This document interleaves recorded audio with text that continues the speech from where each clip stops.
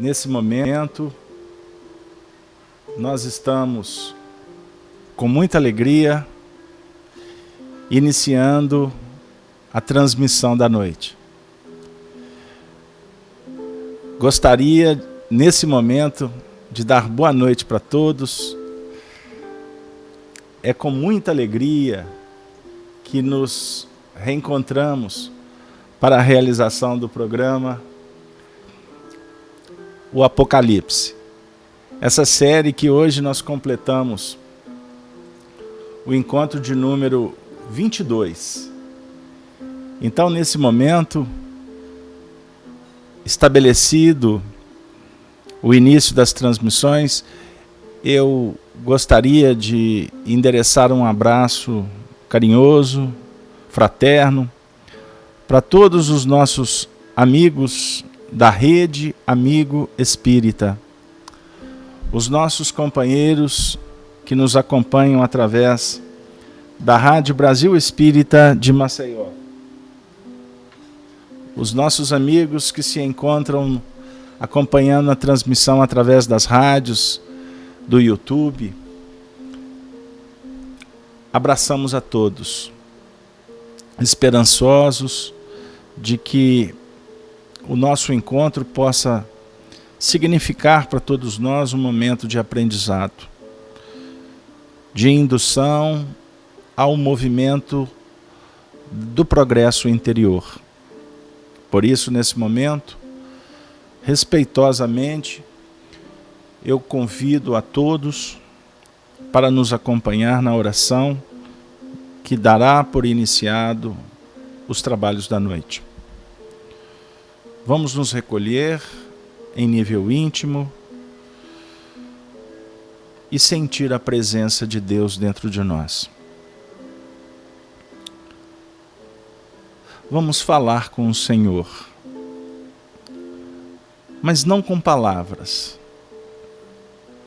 Vamos conversar com Ele de alma para alma. Do espírito do Filho ansioso pela conexão com a misericórdia do seu Pai. Senhor da vida,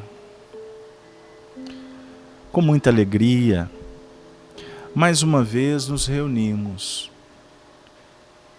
em torno dos teus ensinamentos, buscando refletir sobre a unidade do universo, na sua dinâmica extraordinária de evolução. Abençoa-nos, Senhor, para que esse momento possamos nos fortalecer, nos inspirar,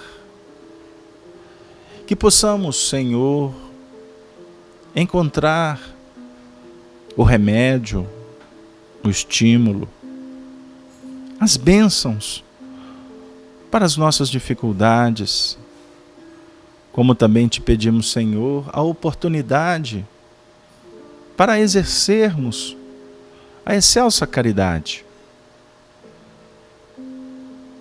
Na dinâmica desse encontro, que a fraternidade possa caracterizar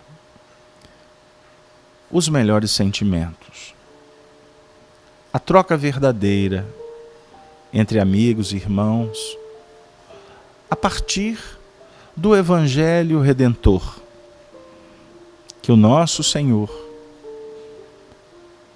como intermediário do teu amor, apresentou para todos nós, apontando nesse labor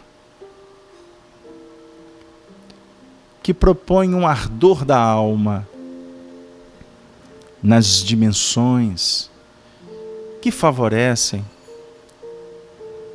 a nossa lucificação interior,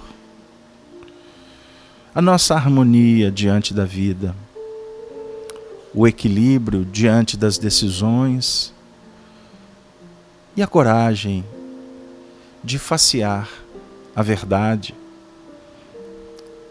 de trabalhar com desenvoltura, esperançosos de fazer o melhor. E quando, Senhor, a desilusão nos visitar, a dor amargar, o constrangimento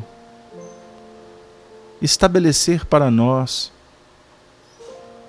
o desencanto, o cansaço, ampara-nos, Senhor, mais uma vez, trazendo a poesia do Vinde a mim e apresentando as portas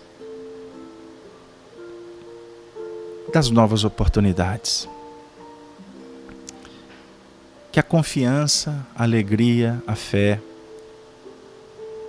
os sentimentos nobres da gratidão, o desejo do perdão, possam estabelecer em nossas almas uma conduta abençoada, que favoreça, Senhor, a aproximação, a amizade, o engrandecimento daqueles que caminham conosco, a partir das expressões que podemos voluntariosamente sermos instrumentos.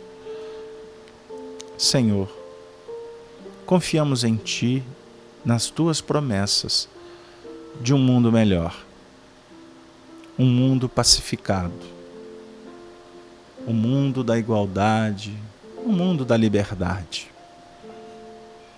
Mas, Senhor, que possamos entender que essa transformação deve acontecer primeiro em nós. Mas sem a Tua presença, sem a Tua misericórdia e providência, saberemos que não será possível. Fortaleça-nos, Senhor, para que a vitória se faça. Agora, nesse momento em que os Teus ceareiros visitam todos os lares aqui vinculados, envolvendo os seres que amamos, perto ou distantes, que eles recebam a Tua paz. Que os Teus ceareiros envolvam a todos que sofrem, os desesperados, os indiferentes. Abençoe os nossos irmãos em humanidade, Senhor. E assim, numa súplica ínfima, mas verdadeira, nós te pedimos proteção para o encontro dessa noite. Para que os representantes de Jesus, dos apóstolos, especialmente do nosso querido João Evangelista, aquele que foi instrumento para que a humanidade recebesse a Tua revelação, o Apocalipse, o livro Apocalipse. Que estes baluartes do mundo novo envolvam, protejam esse projeto. À luz da doutrina espírita, que possamos chegar ao término reconfortados, esperançosos e decididos a mudar. E assim, querido amigo Jesus, te pedimos autorização para iniciarmos os trabalhos da noite. Muito obrigado, que assim seja. Queridos amigos, com muita alegria, estamos nos reencontrando pela 22ª vez para mais um programa em torno do livro Apocalipse. Hoje com o tema Arrebatamento, Mediunidade. Gostaríamos de, nesse momento, convidá-los para nos acompanhar numa pequena leitura do livro que é o objeto dos nossos estudos. O último livro das Escrituras, da Bíblia. Então nós estamos trabalhando com o capítulo 1. Nós vamos ler a partir do versículo 4 até o versículo 10º, que é o objeto dos trabalhos da noite.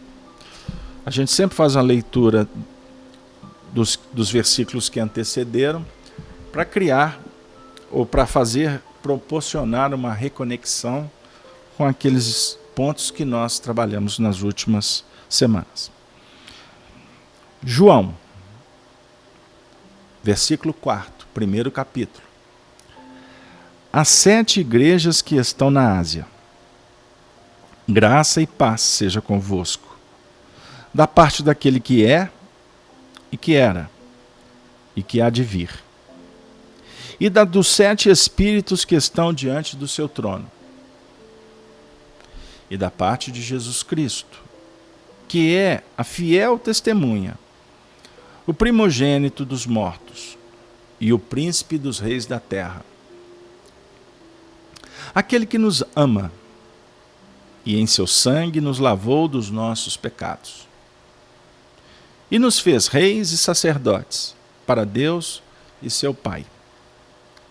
A ele glória e poder para todos sempre. Amém. Eis que vem com as nuvens, e todo olho o verá, até os mesmos que o traspassaram, e todas as tribos da terra se lamentarão sobre ele. Sim, amém. Eu sou o Alfa e o Ômega, o princípio e o fim, diz o Senhor, que é e que era e que há de vir, o Todo-Poderoso.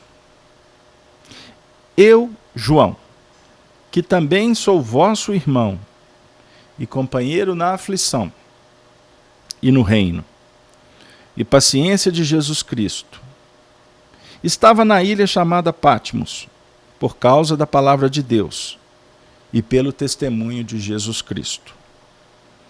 E fui arrebatado em espírito no dia do Senhor. E ouvi detrás de mim uma grande voz, como de trombeta, que dizia: o que vês, escreve-o num livro e envia-o às 7 igrejas que estão na Ásia,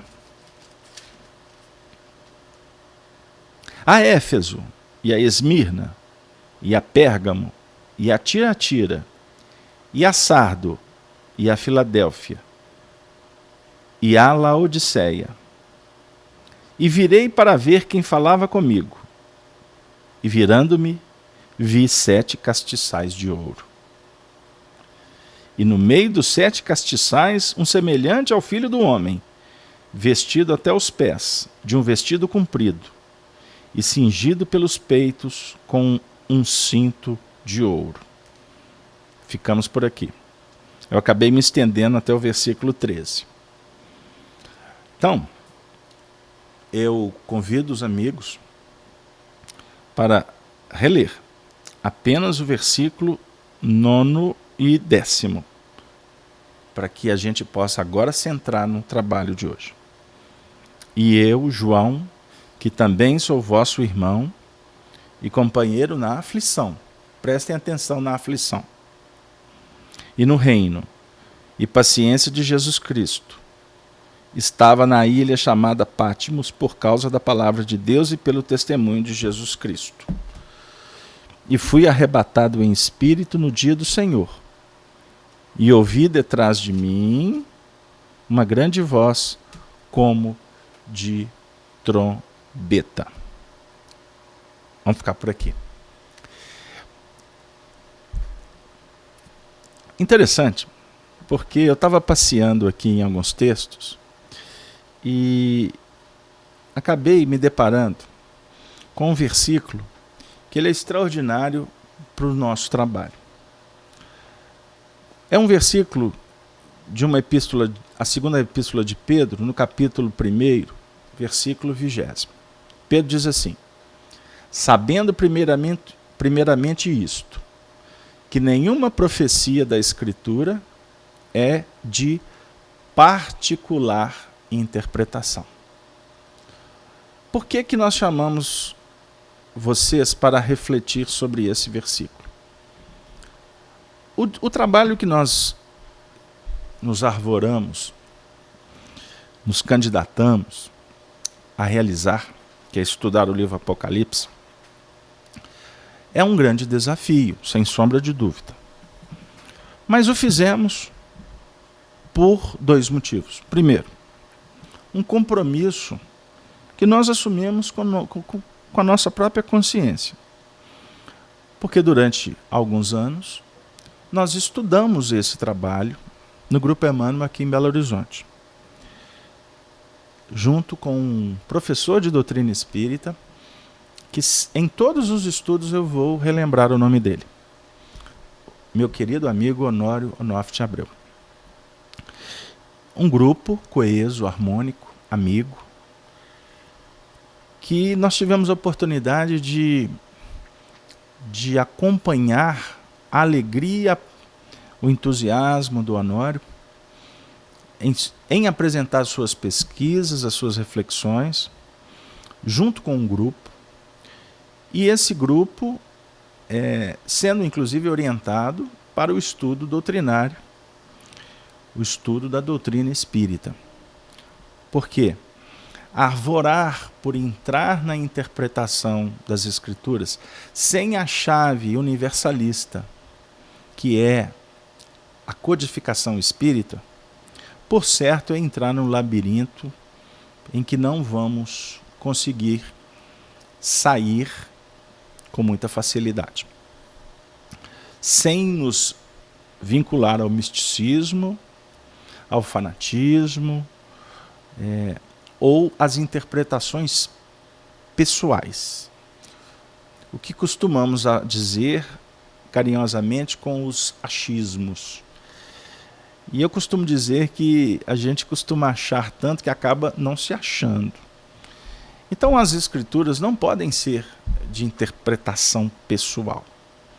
Nós temos que buscar os elementos que a doutrina nos oferece para que os textos se aproximem do nosso entendimento. Obviamente que o recurso didático das Escrituras objetivam o despertar da nossa consciência, da nossa realidade espiritual.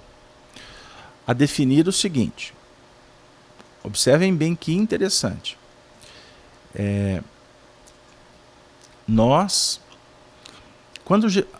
Quando Jesus diz assim, eu sou o caminho, a verdade e a vida, nós poderíamos refletir que o caminho é uma projeção filosófica, aonde nós buscamos informações, vamos questionar, analisar, para depois a gente, percorrendo esse caminho nessa busca, a gente entrar numa relação da concepção da verdade. Então o caminho é a filosofia que propõe uma ciência e que vai, essa ciência, trazer recursos para que nós implementemos ou descortinemos uma verdade maior. Então ninguém segue um caminho sem ter informação. Não é? Nós precisamos de orientação para percorrer o caminho. Agora, sem orientação não há caminho. Não é? Não há caminho. Porque nós vamos entrar num plano de desbravamento que é complexo, ele se torna ineficiente, árduo, sem muita praticidade. Por isso é que, sem o estudo doutrinário, fica complicado para a gente compreender os códigos da vida, os estatutos universais. Com isso, nós vamos percebendo que esse trabalho que a gente faz aqui, a gente pinça ideias, a gente busca do alto, através de um intercâmbio bendito com os benfeitores espirituais, nós procuramos, vamos dizer assim, estabelecer possibilidades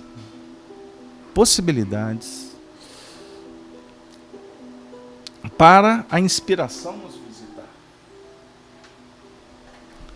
Desculpe.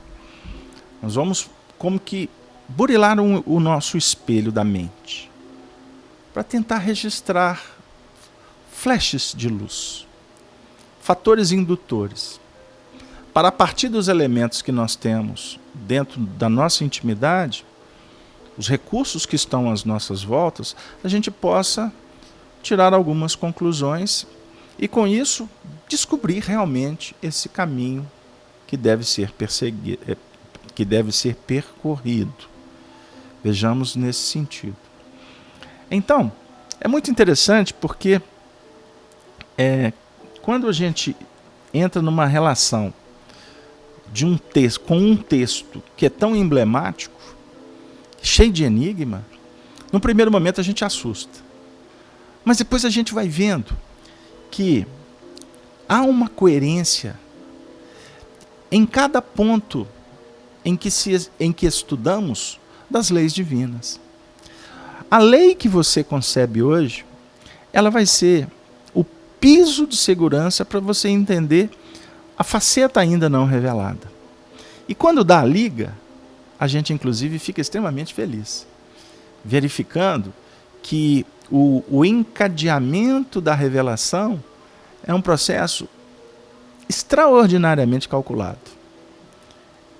A gente observa a misericórdia nos atendendo, no sentido de promover novidades que ainda em tese são futuristas, e essas novidades visam uma qualificação do mundo atual, da sua realidade, do momento.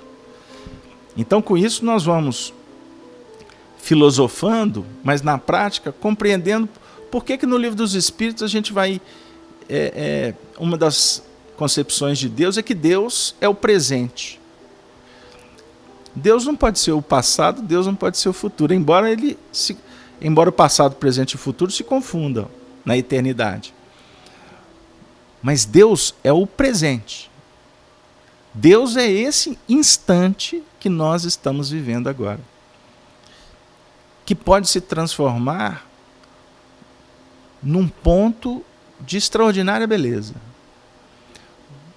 que vai proporcionar, que vai te inspirar, que vai te induzir a uma jornada segura. Então Deus é concepção, Deus é sentimento, Deus é a razão, Deus é sabedoria, Deus é amor.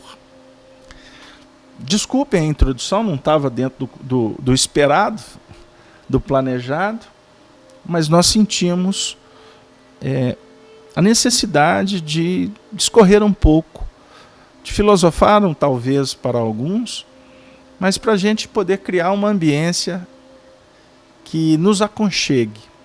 Eu costumo usar simbolicamente, filosoficamente, para não dizer poeticamente, esse termo, deitar, aconchegar na manjedoura do Cristo. Aí na manjedoura a gente se lembra de Maria, de José, dos animais, da simplicidade, mas a gente lembra também da sensibilidade. A gente se lembra da alegria dos pais diante do filho que acaba de nascer, a expectação da mãe em poder alimentá-lo, uma ambiência que toca o coração de todos nós, que costumamos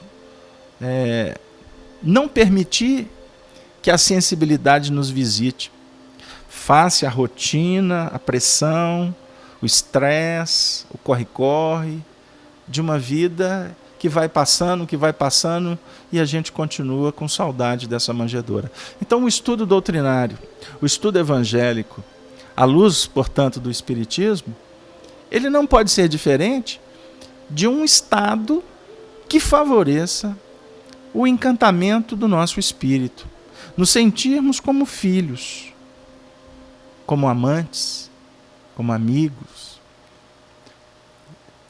termos entusiasmo,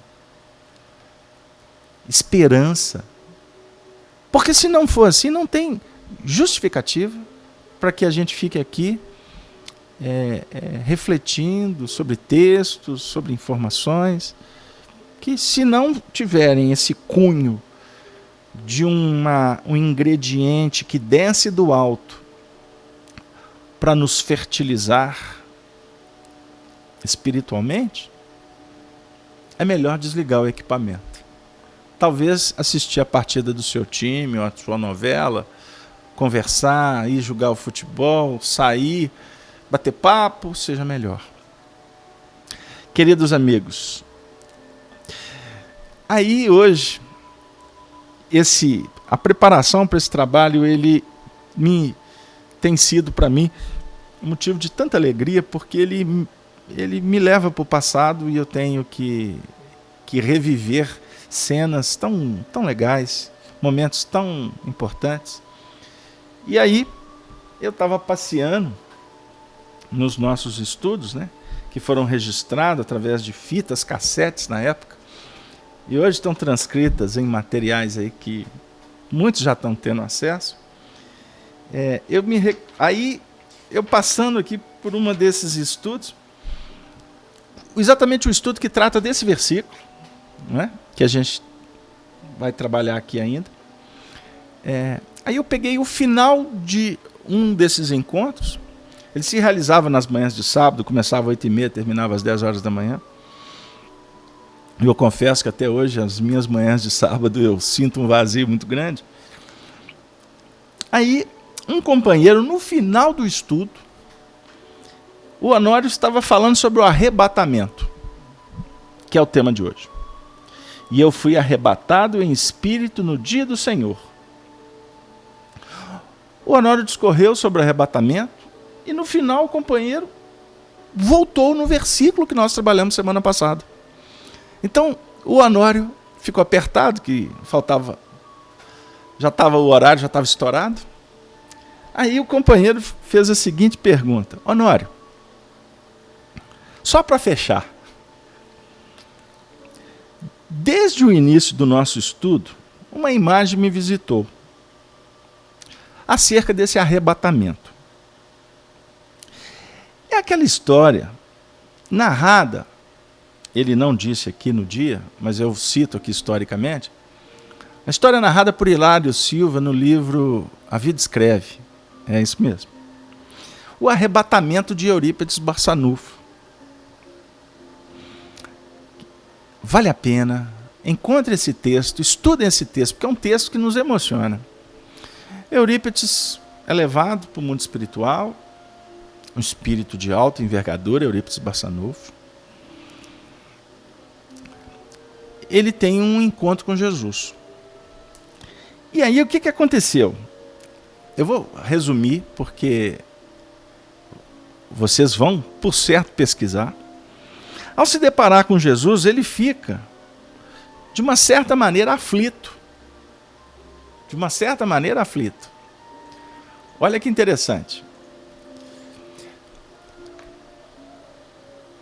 Porque Jesus estava com um semblante de tristeza. E ele indaga mentalmente o porquê da tristeza de Jesus. Por quê? Se era por aqueles que estavam sofrendo, aqueles que estavam com fome, aqueles que estavam doentes, por que Jesus estava triste?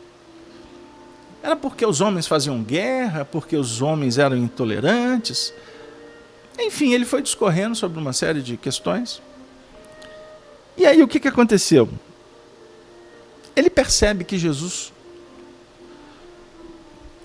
com as lágrimas na face, responde para ele mentalmente que não era por nada daquilo que ele tinha dito.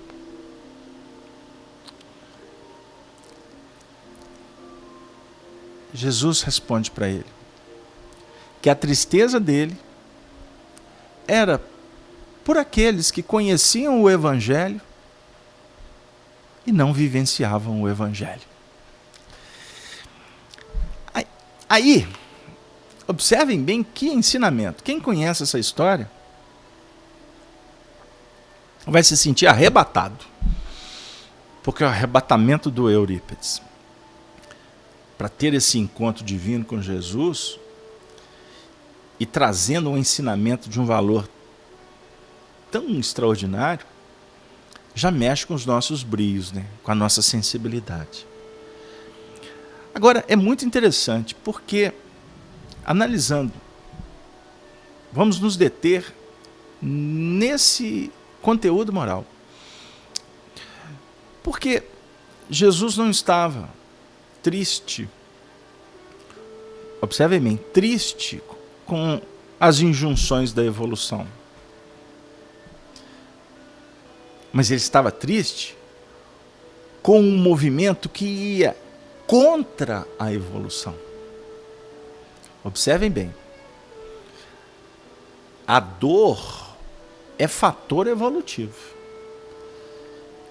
Então, aos nossos dramas, as portas que se fecham, todos os tipos de dificuldade que a gente tem pelo caminho, a fome, a necessidade do remédio, etc, etc, etc, são fatores educativos. Não tenhamos dúvida. Agora, o movimento é um movimento que é empreendido para tentar obliterar a evolução. Esse é um movimento que causa tristeza no Senhor. Por quê? Porque quem não sabe o que faz é lei, como afirma Paulo de Tarso. Agora, quem conhece a lei e prefere agir contra o mecanismo, isso só pode ser caracterizado como uma transgressão. Uma transgressão. Eu sei que não pode, mas eu vou fazer. É pecar contra o Espírito Santo. A gente passa por esse ensinamento do Evangelho e a gente tem dificuldade de entender. Por que Jesus diz que o único pecado que não é perdoado é pecar contra o Espírito Santo? É isso aí. Para que a gente possa tirar algumas conclusões. Não praticar o Evangelho. Existe N formas. Porque a mente discursiva, a inteligência, a personalidade intelectualizada, ela cria sofisticação para não viver o Evangelho. Nós criamos justificativas para isso. Hoje eu não vou à reunião não, porque eu estou cansado. Eu sei que não pode, mas... A consciência está dizendo, mas você está batendo, usando esgrima. Você faz uma prece e daqui a pouco você está agindo com intolerância. Você fala que é espírita. Nós dizemos que somos cristãos, mas eu não importo. Eu não importo de difamar. Eu não estou nem aí por atacar pessoas que estão trabalhando seriamente. Eu crio situações adversas, uma série delas. Não é? É o que nós encontramos nesse mundo, nesse instante de profundas tristezas. E aí eu sou obrigado a voltar aqui. Né? Eu sou obrigado a voltar no texto. Porque esse texto é tão extraordinário, essa carta de Pedro, porque ela inclusive vai ter muito a ver com o que a gente vai estudar semana que vem, porque ele vai dizer para nós o seguinte: tem um capítulo posterior, que é o capítulo 3, dessa segunda epístola de Pedro, que ele vai falar do dia do Senhor, a vinda do Senhor. No versículo 3 ele diz assim: sabendo primeiramente isto, que nos últimos dias virão escarnecedores andando segundo suas próprias concupiscências, e dizendo: onde está a promessa da sua vinda? A vinda do Cristo. Porque desde que os pais dormiram, todas as coisas permanecem como desde o princípio da criação. Eles voluntariamente ignoram isto, que pela palavra de Deus, já desde a antiguidade existiram os céus e a terra que foi tirada da água, e no meio da água subsiste. Eu não vou estender não, porque o texto também é um pouco enigmático, eu não quero confundi-los. Mas a definir o seguinte, que todas as vezes que a nossa mente, que a nossa inteligência discursiva opera para negar a vinda do Cristo, nós estamos pecando contra o Espírito Santo, estamos sendo falsos cristos. Estaremos agindo como escarnecedores. Escarnecer, adulterar, fazer menosprezando a dádiva que verte do alto para o nosso crescimento espiritual. Observem bem como que o assunto abre. Ontem nós fizemos um estudo na FEAC, eu postei hoje, a amargura dos santos. Se vocês puderem acompanhar alguma parte, vão verificar como que está conectado. No nosso meio espírita, por exemplo, nós somos escarnecedores. Quando, por exemplo, criamos ídolos, quando incensamos, quando queremos santificar aqueles que estão no mundo espiritual, nós estamos agindo de uma forma contraproducente, criando dificuldades. Mas a vinda do Senhor, ela está acontecendo. No âmbito de fora, quanto no campo de dentro. É o momento atual de transformações. E foi muito interessante porque esse arrebatamento de Eurípides aqui, ele nos remete a refletir sobre o tema que nós trabalhamos na última semana, sobre a tristeza e a aflição. Aí eu trouxe uma frase aqui para a gente refletir, que nós trabalhamos junto com o Honório na época. Tristeza não é aflição. O que é aflição? A aflição só pode ser vivida nesse ponto onde você crucifica algo que não é mais condizente para a sua caminhada evolutiva.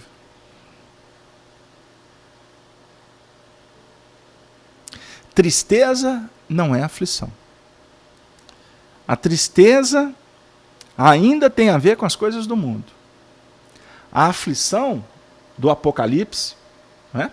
João, sou vosso irmão e companheiro na aflição. Ou seja, os espíritos amigos, eles se fazem presente na nossa caminhada para nos sustentar naqueles pontos que vão se caracterizar como aflição. Ou seja, repetindo, naquilo que nós precisamos de crucificar. Porque não é mais condizente com a nossa caminhada, com os nossos ideais. Não é, eu pergunto a vocês, o nosso grande desafio? Desativação?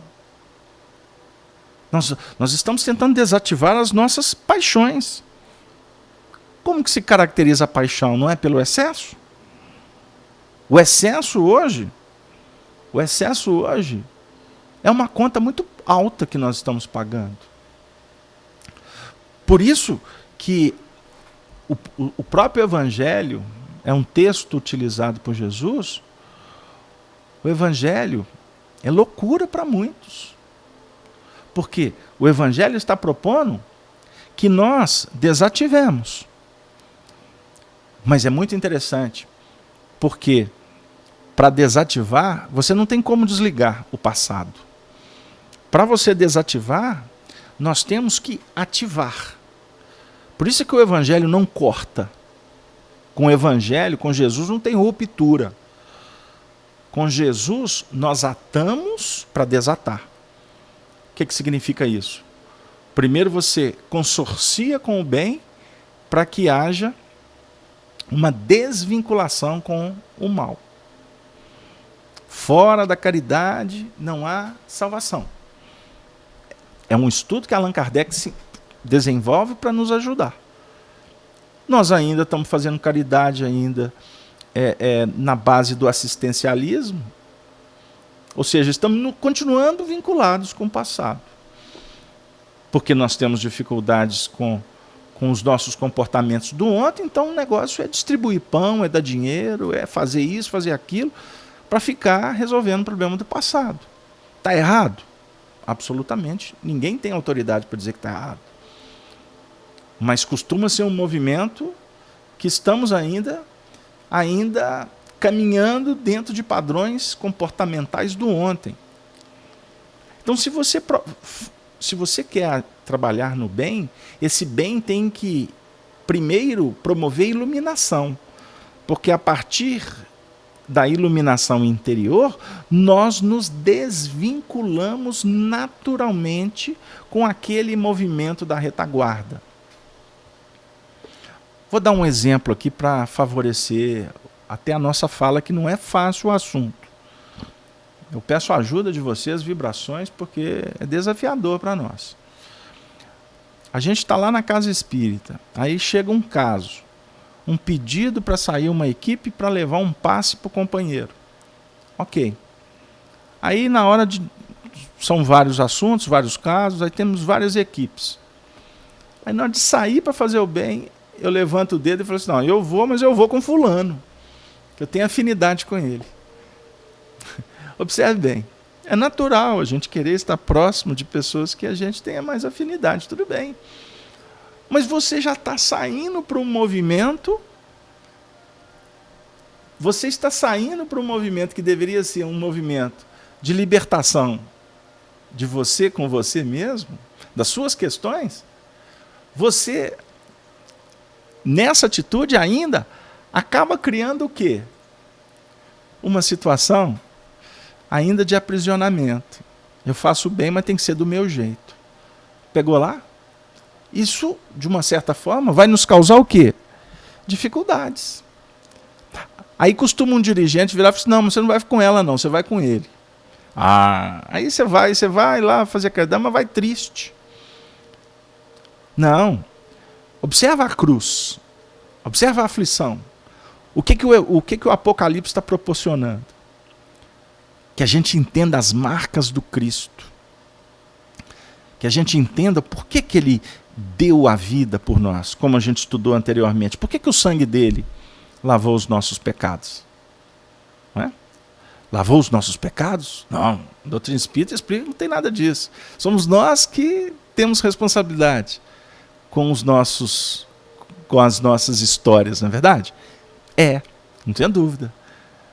Mas a ideia aqui é que é o exemplo dele que favorece para que a gente possa compreender o valor do sangue.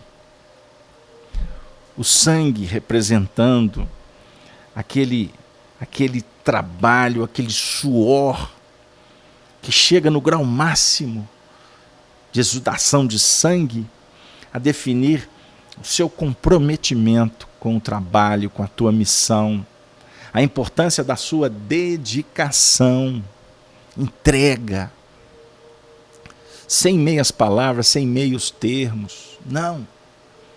É seu, vai, faz. Mas não faz só na justiça, na base da obrigação. Não é essa a aflição do Cristo. Né? É fazer com amor. Desculpem, a metade do tempo foi discorrendo sobre o versículo anterior. Ou pelo menos uma tentativa de um trecho que é vinculado às aflições. Então, eu gostaria de convidá-los, aqueles que se interessarem, para que a gente possa buscar o estudo da semana anterior, para a gente, quem sabe, refletir melhor ou ter mais elementos para caminharmos dentro dessa tristeza e dessa aflição. Agora vamos lá. Eu fui arrebatado. Muitos estão aqui por causa do arrebatamento, não é verdade? E eu comecei, inclusive, com o arrebatamento de Eurípides Barçanufo. O que nós podemos compreender desse arrebatamento? Bom, historicamente, João na ilha de Patmos. A gente sabe que a ilha de Patmos fica próximo da região lá de Éfeso. Falamos um pouco do simbolismo da ilha, não é?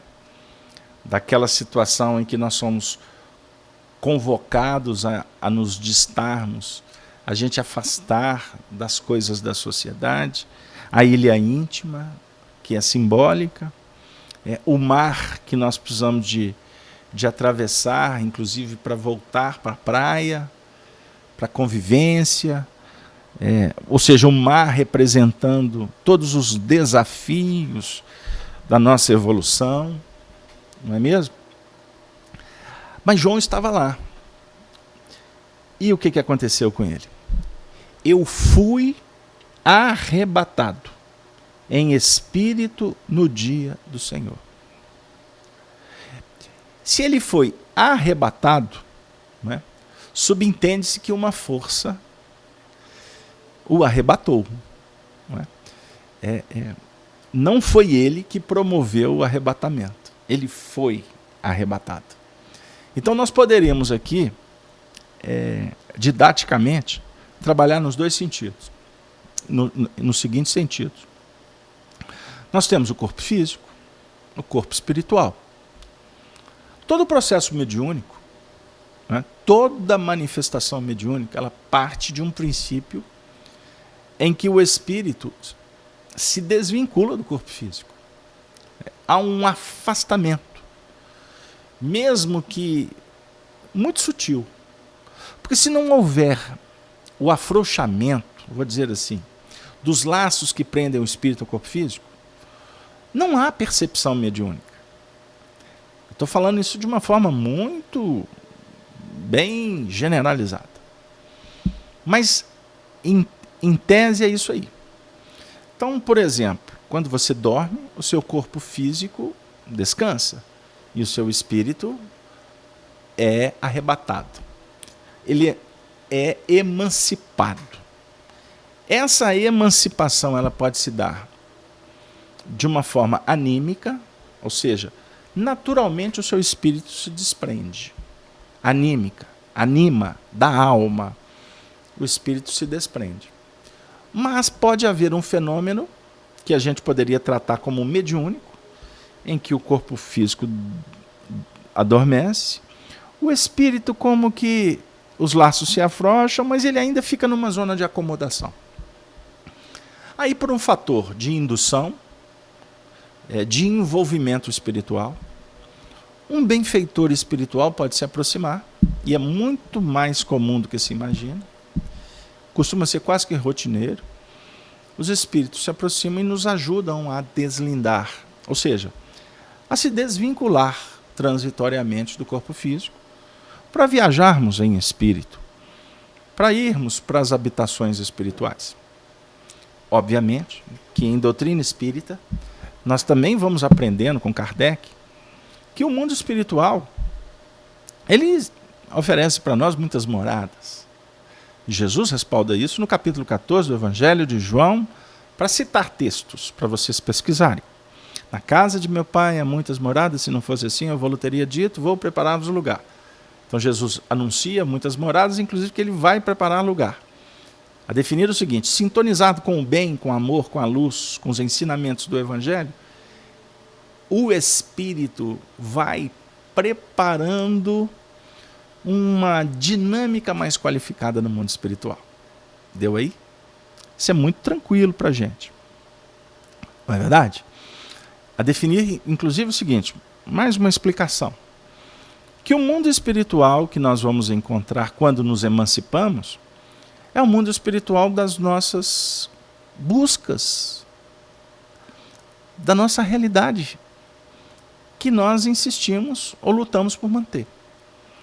Então, de acordo com a sua desenvoltura mental, como você pensa, como você sente, você arquiteta, você plasma, você constrói o seu mundo espiritual. Portanto, o mundo espiritual de cada um tem a sua dinâmica própria, tem as suas especificidades. O mundo do bem, o mundo da treva, o mundo do trabalho, o mundo da ociosidade, o mundo do crescimento, o mundo do estacionamento. Então, se o homem é a medida de si mesmo, ou seja, nós enxergamos o mundo conforme a medida, os nossos valores, os nossos juízos, o mundo espiritual é o reflexo disso. Então não tem mágica. Nos nossos estudos, eu aprendi, e repito isso já há décadas, que se a nossa vida vai apresentar a nossa destinação pós essa vida, ou seja, tal vida, tal morte, eu repito que tal dia, tal noite. Para inverter, se você quiser ter uma noção de como será o seu mundo espiritual pós a sua desencarnação, analise os seus sonhos. Porque o seu dia vai planejar, vai planificar, vai plasmar a sua noite. Ok? A junção ou a conjugação, a somatória das noites, em vários anos de vida, vão caracterizar a sua morada espiritual. Então não adianta no momento final fazer uma prece, pedir uma ajuda aqui, que tudo vai se ajustar. Não é bem assim. É óbvio que a oração ajuda, pacifica. A oração pode abrir portas para a gente conseguir ver que tem mãos que se estendem para que a gente possa tocar e de alguma forma ter algum tipo de força. Mas não dá mágica, viu, gente? E nós que somos brasileiros, na roça a gente dizia assim lá no passado: tira o cavalinho da chuva. Pode tirar o cavalinho da chuva, porque jeitinho brasileiro não dá jeitinho no plano espiritual, não.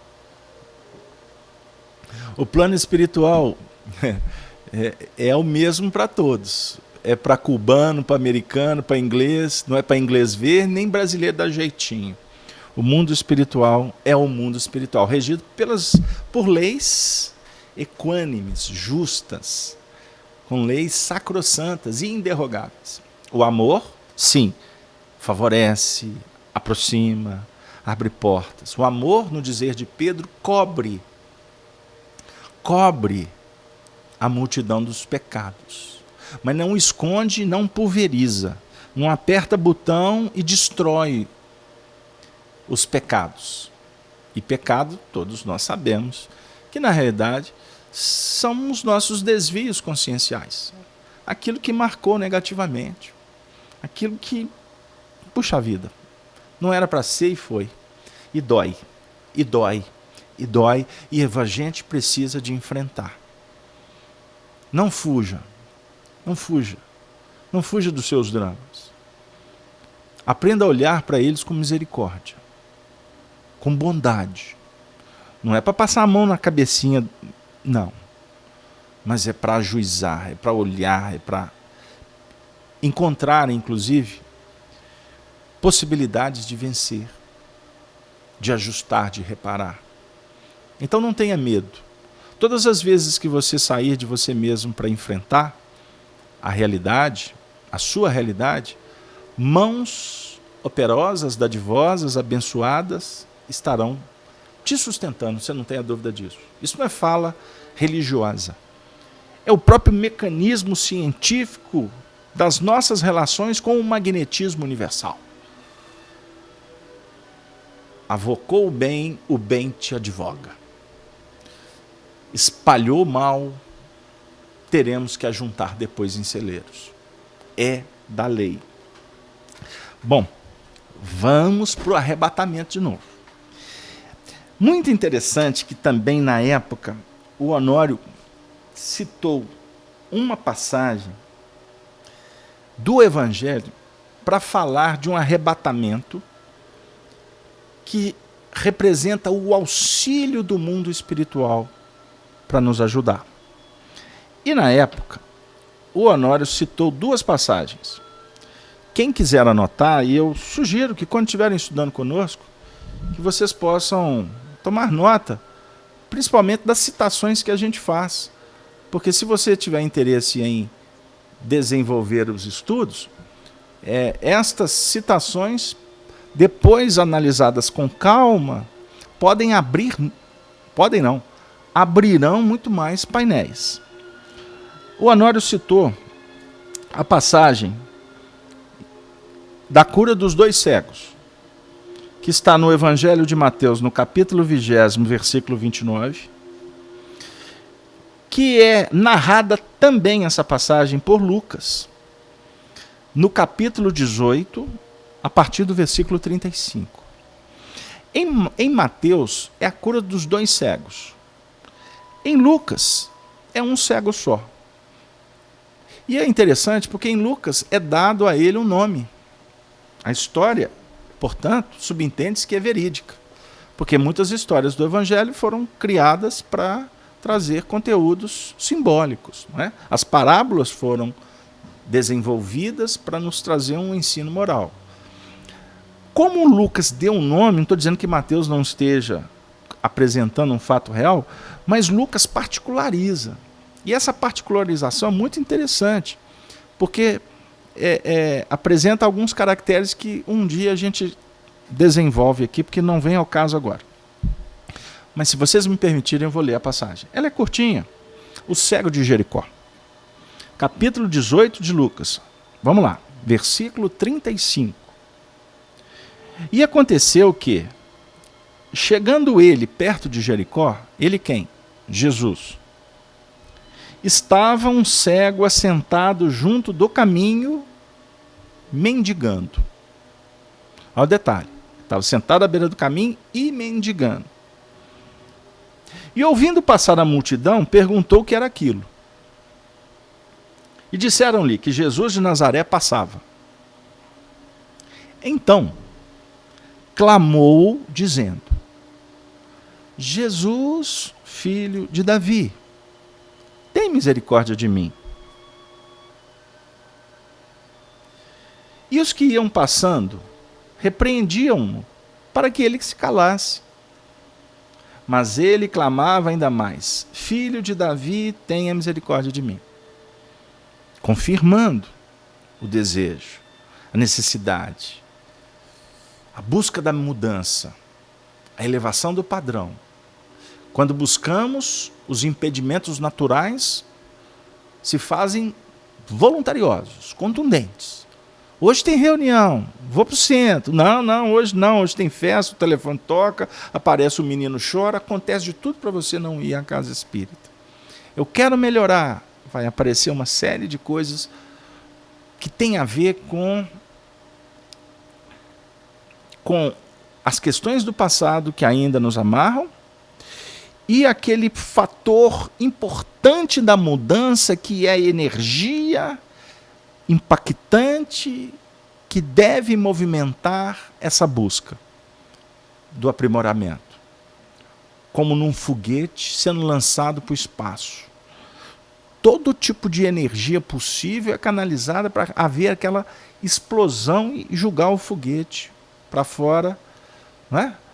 da nossa ambiência terráquea. Até que chega num ponto que a energia passa a ser a energia necessária apenas para dirigi-lo, para guiá-lo dentro da orbitação natural.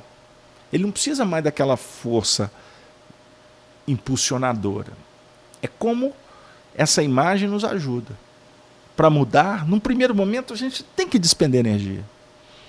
Tem que procurar. Jesus, filho de Davi, tenha misericórdia de mim. E é interessante porque quando ele fala Jesus, filho de Davi, eu tenho que tomar cuidado, porque senão daqui a pouco eu interpreto só essa passagem.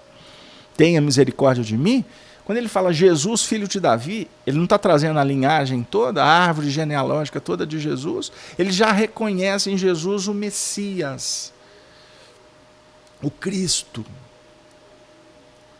Aí ele põe todas as suas possibilidades energéticas para mudar. Tenha misericórdia de mim. Então Jesus, parando, mandou que lhe trouxessem. Interessante, mandou que trouxessem o cego de Jericó para ele. Em Mateus, observem bem como que estudar o evangelho é desafiador. Em Mateus, Jesus não manda que trouxessem ele, não. A passagem diz assim, ele diz assim,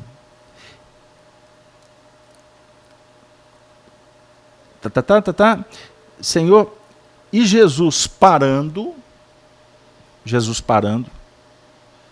chamou-os, eram 2 cegos, ele para e chama os 2, e diz, que queres que eu vos faça? Ele para e chama. Aqui em Lucas, a narrativa diz que ele manda que lhe trouxessem. E chegando a ele, perguntou, o que queres que eu te faça? A pergunta é a mesma, mas o movimento é diferente. Em Mateus, ele para e chama-os. É uma convocação. É um mecanismo de misericórdia que envolve para arrebatar. Porque quando, por exemplo, você faz uma prece e busca uma conexão diferenciada, tenha misericórdia de mim, automaticamente você está estabelecendo uma sintonia direta. Observem bem, são 2 movimentos diferentes. Você pode estabelecer uma sintonia direta. Aí eu vou me remeter ao estudo de ontem de novo. Amargura do santo. Começa o texto falando que nós, no movimento espírita, criamos mitos, santos. Isso é um grande equívoco doutrinário.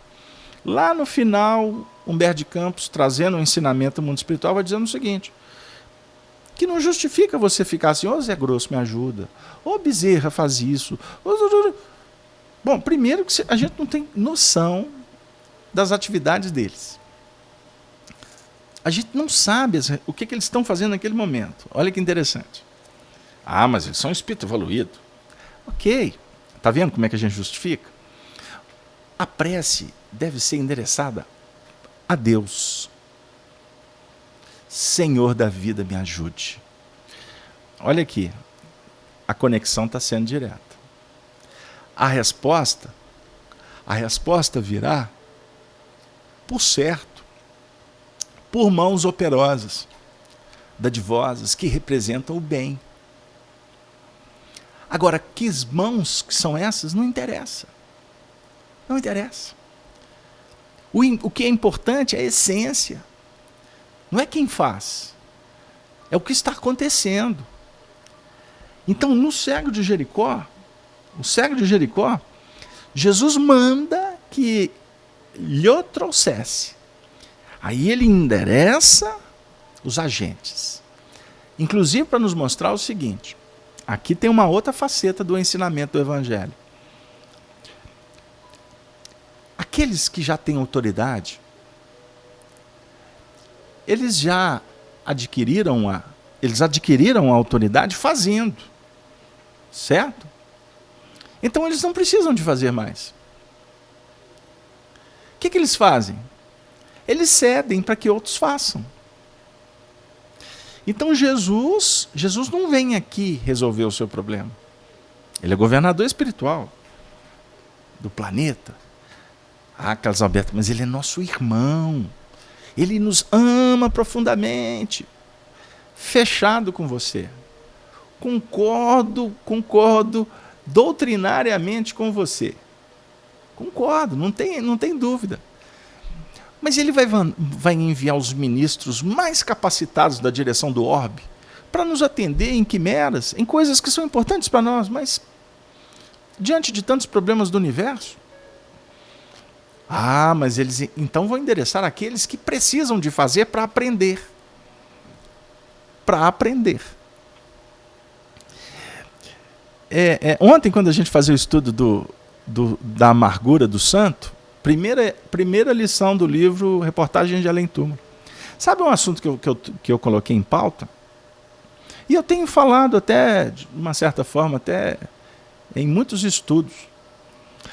Porque nós precisamos de elucidar o nosso povo. Nosso povo não está... Será possível que nós estamos com dificuldade de pensar? Eu vou dar um exemplo. Todas as vezes que a gente elege um mito, e no movimento espírita nós temos, nós elegemos um mito para fazer dele um santo. Inclusive, nós podemos estar cometendo um equívoco seríssimo. Porque por mais que você observa comportamentos, e muitos daqueles que são referenciais de evolução, com vidas marcadas por testemunhos, por entrega, pelo trabalho, por mais que sejam uns exemplos mais extraordinários, ninguém nesse mundo tem noção do que vige na intimidade desses corações. Quais são suas lutas maiores? Para nós, a luta maior é um indivíduo ficar fazendo tarefa, dar a vida pelo espiritismo. Nossa, mas fulano faz isso. Como é que dá conta? E de repente não é esta a grande tarefa dele. Esta aí ele aprendeu vidas dedicadas a uma série de procedimentos que, se para nós é muito, para ele não é. Qual que é o desafio maior? Qual que é o seu desafio maior, meu amigo? Esqueçamos a galeria dos santos, pense em você.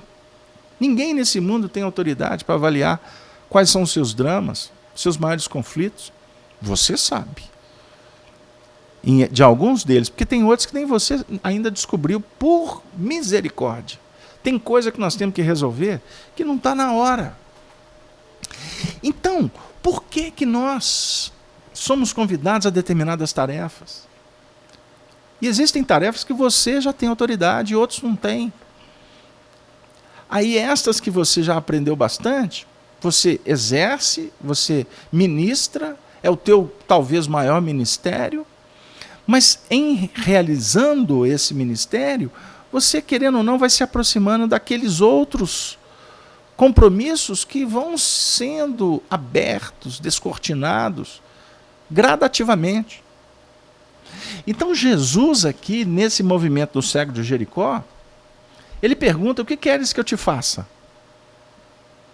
Essa pergunta é uma das perguntas mais extraordinárias do Evangelho. O que queres que eu te faça? O cego já estava envolvido no arrebatamento. O arrebatamento das suas dores que promoveram uma sensibilidade, e ele entrou em conexão, viu que tinha algo acontecendo. Senhor! Ele era cego, hein? Ele venceu a barreira da inibição visual. Ele pergunta: o que está acontecendo aqui? Essa passagem do cego de Jericó, se vocês toparem, a gente faz vários estudos sobre ela. Mas eu não posso me deter aqui, porque temos que trabalhar mais esse arrebatamento. O foco aqui é esse. Então, Jesus mandou que o trouxessem. No caso dos dois cegos, ele foi e questionou, fez a mesma pergunta: o que queres que eu te faça? Então nós poderíamos analisar esse arrebatamento como um processo terapêutico, amoroso. João, olha o versículo anterior. Companheiro nas aflições, na paciência. Tudo está definindo uma série de acontecimentos que a providência divina oferece para nos ajudar a ter equilíbrio. E muitas vezes esses amigos espirituais nos ajudam para que nós possamos sair de um contexto. Então nós temos que ter paciência com muitas coisas da nossa vida.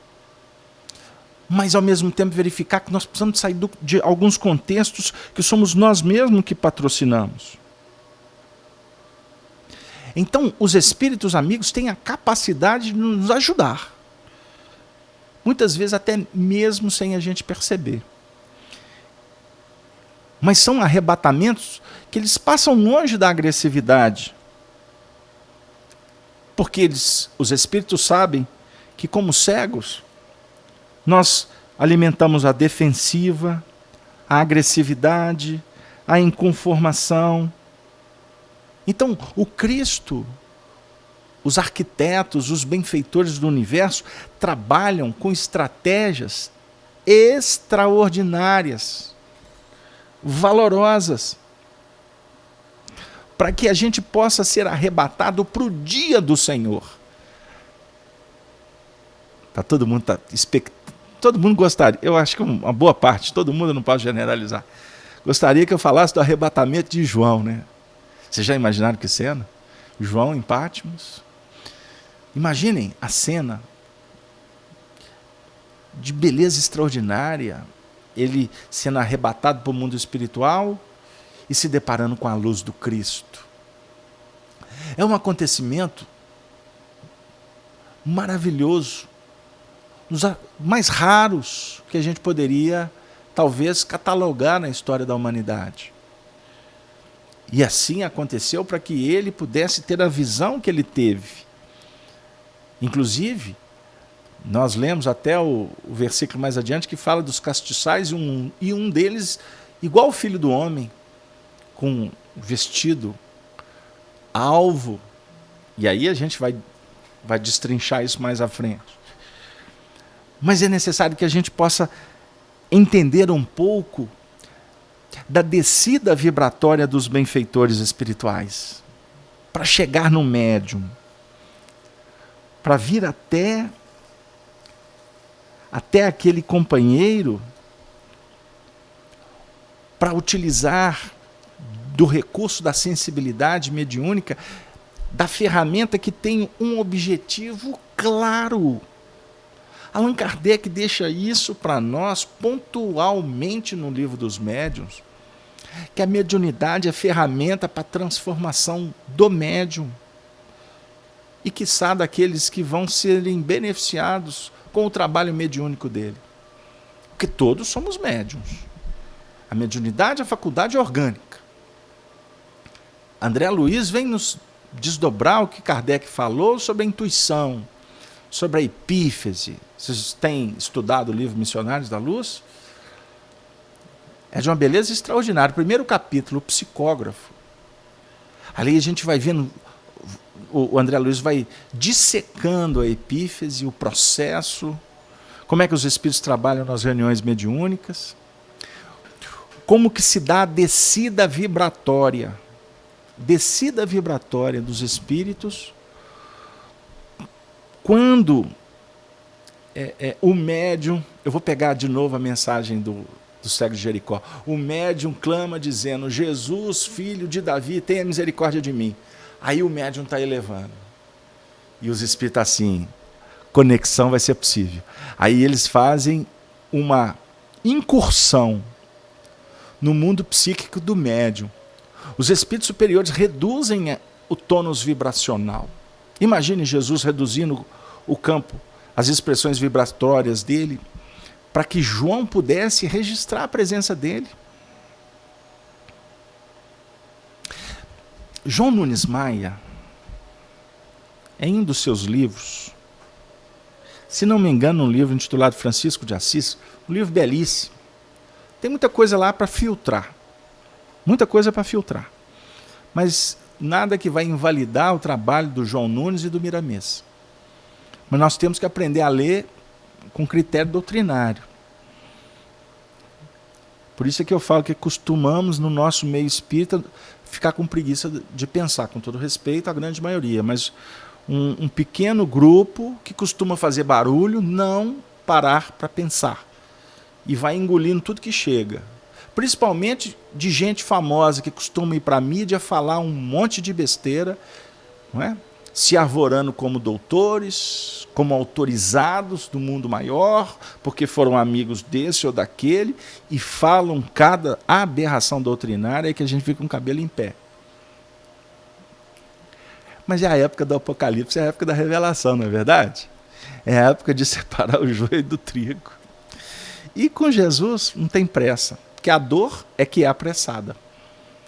Então, é necessário a gente, vamos voltar para refletir o seguinte, que o médium se esforça por elevar. Se o médium estiver pronto, no seu sentido de uma mediunidade extraordinária, qual a função educativa da mediunidade para ele? Ele será apenas um missionário? Na acepção que veio aqui apenas para ser representante do Altíssimo? Sem nenhum cunho evolutivo para ele? Não tem lógica. Então, no livro Francisco de Assis, a gente observa, por exemplo, uma citação em que é dito que Jesus utilizou de um recurso no mundo espiritual de 1000 anos para fazer uma redução vibratória do seu campo perispiritual, para poder encarnar na Terra. 1000 anos. E dentro dessa redução energética, vibracional, porque senão ele não poderia ser nem percebido aqui, não daria liga na estruturação fisiológica dele. Ao mesmo tempo, essa redução espiritual, aproximando do contexto terráqueo, também numa ordem inversa, houve um saneamento psíquico. A aproximação dele oferece saneamento. E retirada de, vamos dizer assim, retirada de determinados níveis energéticos do planeta. Ou num processo de estagnação, num processo de congelamento espiritual. Então, determinados espíritos foram desencarnando e ficaram circunscritos, delimitados, para não dizer aprisionados, retirados no mundo espiritual. Porque se eles estivessem aqui quando Jesus esteve, a bagunça ia ser complicada. Talvez Jesus, a mensagem do Evangelho poderia ficar complicada. Nós não temos autoridade para entrar no mérito disso, mas a gente pode fazer deduções. Não é verdade? Então João Evangelista, companheiro das aflições, foi o médium escolhido para viver o processo do arrebatamento. Porque outros poderiam não dar conta. Precisava de um médium que o conhecesse, que tenha convivido de perto com ele, que tivesse, e a convivência que eu falo não é física, é por identidade vibratória, espiritual. Deu lá? Então, vamos pensar uma coisa. Com isso tudo, nós poderíamos falar que o arrebatamento tem uma ação exterior no sentido de promover uma realidade que está para além da capacidade da conquista pessoal do médium. Quer que repete? Essa frase do Honório. O arrebatamento tem uma ação exterior, no sentido de promover uma realidade que está para além da capacidade de conquista pessoal do médium. Eurípides Bassanufo foi arrebatado. A narrativa de Hilário Silva é extraordinária, porque Eurípides vai sentindo um torpor, me vem à memória agora, tem muito tempo que eu li esse texto.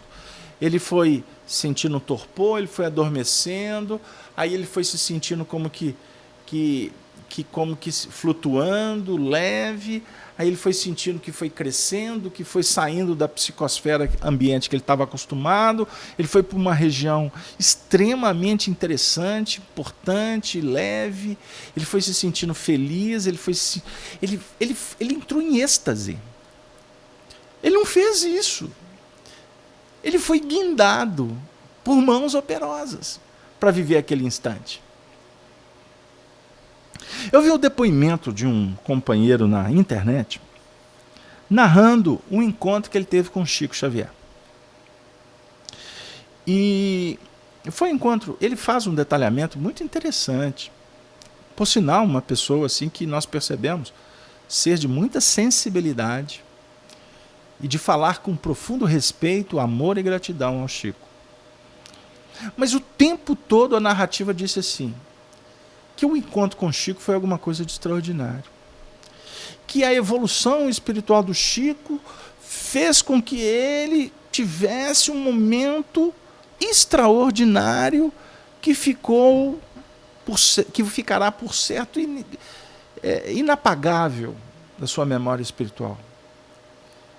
Então, por fim, o Chico realmente... Ok, vamos pensar? Nós somos admiradores. Eu posso dizer que eu tenho um sentimento muito legal. Eu sinto uma ternura, um amor com Chico, que é uma coisa que não tem como chegar aqui e ficar contando, porque senão vira também discursos vaidosos. Mas eu inicio assim para dizer o seguinte: vamos refletir. O Chico, na sua condição de um ser humano, de um grande amigo, o Chico foi uma alma tão terna, tão bondosa, que ele conseguiu se adocicar tanto, ele se sensibilizou tanto, que ele vivia numa frequência espiritual diferenciada. Disso, os fatos são riquíssimos para nos provar. Só que qual que é o nosso erro interpretativo? Quando nós estamos diante de uma circunstância, de uma atmosfera que é favorecida pelo bem, o Cristo interno, o Cristo íntimo, o teu Cristo, a manifestação de Deus dentro de você, ela ganha espaço. Então, quando você se desvincula do mundo externo, com simplicidade, com amor, com entrega, você pode viver um arrebatamento. Você pode perfeitamente entrar em êxtases. E estes momentos podem se tornar constantes na sua vida. Não necessariamente você tem que estar no templo ou do lado de pessoas que estão na mesma busca. É óbvio, Allan Kardec explica isso. Quando nós estamos juntos, envolvidos com o mesmo propósito, esse movimento magnético, essa instância espiritual, ela pode se agigantar. Só que aí eu volto, esse caso que eu citei, é porque eu volto a minha percepção para a matéria. Ou eu personalizo o fenômeno.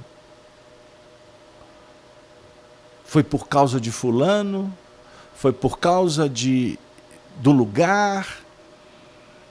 E na realidade, tudo que está à nossa volta é transitório. E são recursos do alto. Então, com todo o respeito a todos os apóstolos, a todos os trabalhadores do Cristo, mas nós estamos aqui, meus amigos, para pensar. Não foi o Chico que levou o indivíduo para o nirvana. O Chico era médium. No ambiente em que ele estava, ficava impregnado de rosas. Porque ele era médium de ectoplasmia. Os espíritos utilizavam a passividade dele, a bondade dele, o amor que ele tinha, a vibração, como é que eu digo? Os projetos dele de querer ajudar, etc, etc, que são movimentos energéticos. E favoreciam para que houvesse o fenômeno da materialização, do transporte, os efeitos das rosas, das essências.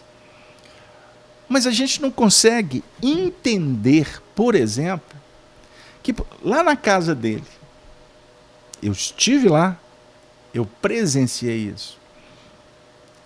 Carinhosamente eu vou dizer que era um verdadeiro acampamento. Não vou nem dizer acampamento, que vai ficar muito rústico. Era um verdadeiro uma verdadeira embaixada do mundo espiritual, que era inclusive favorecida pela fé das pessoas que o procuravam. Tudo isso criava uma ambiência tão favorável que os espíritos, sem que as pessoas enxergassem, estavam quase que materializados. Para não dizer que estavam materializados. Eu peguei água, eu bebi água na casa do Chico Xavier. Eu bebi água, a companheira que estava na cozinha, eu fiz questão de buscar, me entregou o copo d'água. Quando eu bebi, eu pensei, mas que gosto é esse? Parecia que a água estava com, sei lá, um copo sujo, sabão. Aí depois eu fui perceber, eu fui sentir o paladar. Era perfume. Eu fiquei estático. Eu virei para a dona, mas eu vi a senhora tirando essa água da geladeira. Ela disse, meu filho, aqui a água é assim mesmo, já desce da caixa d'água fluidificada. Eu falei assim, puxa vida, que barato, que legal. Mas assim, para todo mundo era o Chico. E não percebem que era todo um envolvimento de uma equipe maravilhosa que tinha no Chico um embaixador. Pegaram lá aonde que a gente queria dizer? Agora, eu gostaria que vocês escutassem isso com carinho, porque eu não tenho dúvida que isso pode causar um incômodo profundo a muita gente que insistem em canonizar a nossa alma querida, que escreveu o texto, inclusive, que eu fiz o estudo ontem, falando do grande equívoco do personalizar o fenômeno crístico. A gente acaba movimentando e continuamos ainda no pé da santa, no altar que a gente cria. Um companheiro até me disse, mas você tem um altar lá no seu escritório. Eu falei assim, você falou tudo, isso aqui é um escritório. Mas tudo que está aqui é simbólico. Faz parte de uma representação de estudos que eu faço. Porque se a gente for pautar os estudos sobre evolução, nós temos que caminhar lá para o Egito Antigo. Vocês já tiveram a curiosidade de estudar Hermes Trismegisto? Vocês já bateram na porta dos princípios teosóficos? Vocês já têm estudado as tradições dos druidas e etc. E aí já vai caminhando para a gente fazer uma construção de ideais filosóficos que possam ser interpretados pela doutrina codificada por Allan Kardec, que tem um valor extraordinário, porque ela é a alma de todos os ensinos oferecidos para a humanidade. Queridos amigos, vamos pensar uma coisa. O cego de Jericó, de uma certa forma, ele viu o movimento, clamou dizendo, Jesus, filho de Davi, tenha misericórdia de mim. Jesus ouviu. Jesus localizou o cego. E depois que ele foi achado, ele foi envolvido para ele achar-se. Por isso é que Jesus questionou o cego dizendo, o que queres que eu faça? O que o cego disse? Senhor, que eu veja em Lucas. Em Mateus, eu desmarquei. Mas ele fala que eu tenha vista. Não é isso? Vamos pegar rapidinho aqui. Mateus, ele diz, só um minutinho. Disseram-lhe, Senhor, que os nossos olhos sejam abertos. Que eu tenha vista em Marcos. Que os nossos olhos tenham vistas. Que eu veja. Que eu adquira sabedoria. Assim foi feito. E Jesus disse, a tua fé, isso é tão bonito, né? A tua fé te salvou. A tua fé te salvou.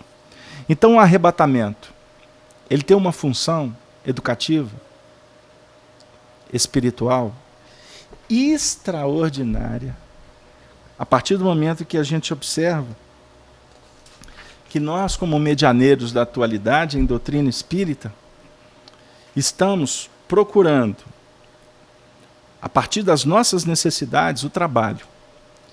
E trabalhando pela causa, nós, com certeza, iremos acelerar o nível, iremos qualificar o nível das nossas relações. E com isso, vamos vencer a instintividade, a sobrevivência, esta conservação que é produtiva por um lado, mas que ainda nos vincula demais às coisas da terra. Como médiuns, vamos vencer o medo. Vamos encarar a realidade espiritual. Vamos observar que a mediunidade é a antessala da verdade. Queridos amigos, senhoras e senhores, eu agradeço de alma e coração o estudo da noite, a presença de todos. Peço desculpas pelo assunto que vai se tornando abrangente e a gente acaba entrando em algumas fendas que a gente fica tentando ajustar para voltar para o cerne do livro. Mas, ao mesmo tempo, pela experiência que nós vamos adquirindo na característica do trabalho que os benfeitores definem para nós há exatos 30 anos, que é o movimento em que estamos dentro do espiritismo cristão, o nosso trabalho ele também se pauta pelos planos da espontaneidade, da intuição. E assim nós flexibilizamos as atuações. Podemos comungar com as necessidades que surgem durante o próprio trabalho. E assim nos curvamos diante da sabedoria daqueles que são os verdadeiros dirigentes, os coordenadores do nosso trabalho. Que Jesus possa nos abençoar. Que Maria Santíssima, a mãe espiritual da humanidade, a mãe de todos nós, possa continuar nos envolvendo, nos inspirando, para que a gente possa nos curvar como filhos diante da magnitude do amor de Deus. Muito obrigado, de coração, a todos que participaram do chat. Eu peço desculpas por hoje não ter me intercambiado com vocês, mas o trabalho realmente nos exigiu uma atenção e uma conexão, vamos dizer assim, um tanto quanto mais afinada.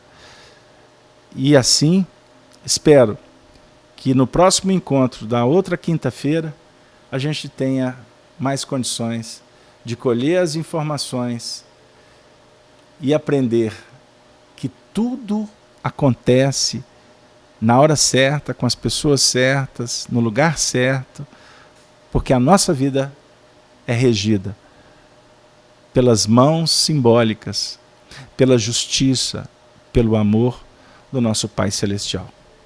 Muito obrigado, boa noite para todos. E a vocês do chat, eu me despeço dizendo: Ave, Ave, Ave Cristo.